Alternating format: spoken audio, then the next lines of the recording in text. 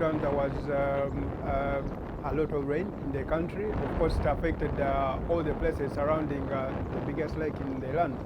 How did it affect your course specifically? Yes, the biggest lake on the continent. If this is not something that you control easily, you need to have respect. The lake, over extended rainfall period, came up to 1.5 meters above the average level. It came right up to the high level of 1964, which caught us a little bit off guard. But so as we are on the lake, I think many others also suffered some abuse from the battering water and the high water levels. For us itself, some of the holes that was on the low-lying areas got affected. We immediately started to identify those and rebuilt them. You can see right behind you, hole number 18, which was completely submerged, is now brand new. A lot of the holes that we are also under construction is not only we're just only trying to get them above the low water level or the high water level, but we're also using this opportunity to get some improvements done that we saw is much needed.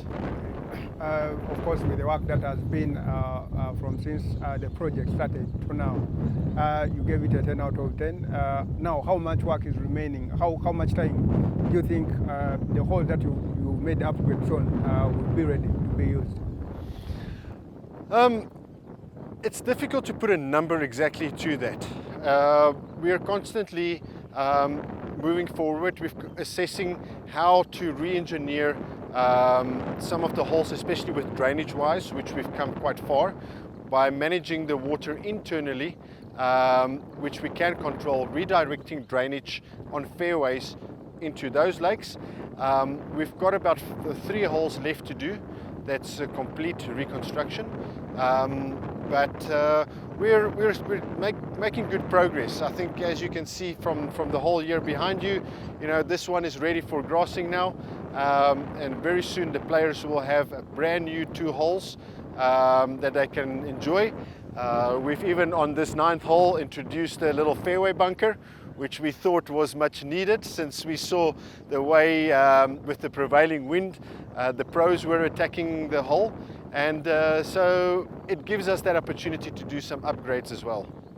Would I be right to say that in 2022 the course will be ready to host a major tournament? Yes, our entire aim is to make sure that all the work's done is done within 2021 in order to put us in a good position that we can host any kind of tournament that might come our way in 2022. So if all goes well, we hope for a really packed calendar, and we really hope for a lot of visitors and spectators to come enjoy the beautiful facility. Yeah, you talk about visitors and players coming to visit the facility. What programs do you have? Is it for kids, for women, or amateur players, or just somebody aspiring to learn the game? Being a resort, we are blessed that we've got many other facilities. We've got a lovely hotel that offers this getaway feel.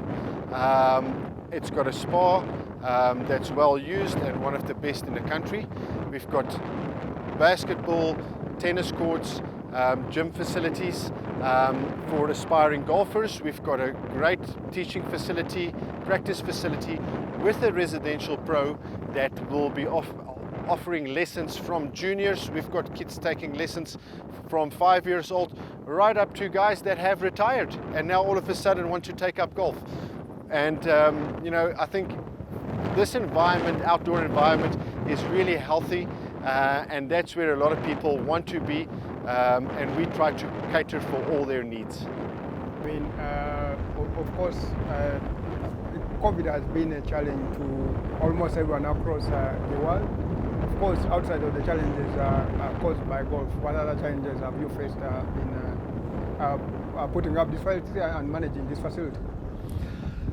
Well, in the same coinciding with COVID, is the high water levels that we have been challenged with. So it's a constant battle to really keep the course intact, and we really want to still present, whether the rounds there's one golfer or 10 or 100, you want them to come and enjoy the same facility, enjoy the outdoors, enjoy the bird life, enjoy the fresh environment. So during the time of COVID, we still try to maintain everything for everybody's enjoyment. Of course, being a course in the Chigo area, it must have created very many opportunities around the area. What opportunities has, the course created around the area? For sure. No, I can see it almost on a daily basis. The amount of residential areas going up around the course. You can see this has been a big attraction for the areas, the surrounding area, right up from Chigo, Laboa, up to Munyunyu.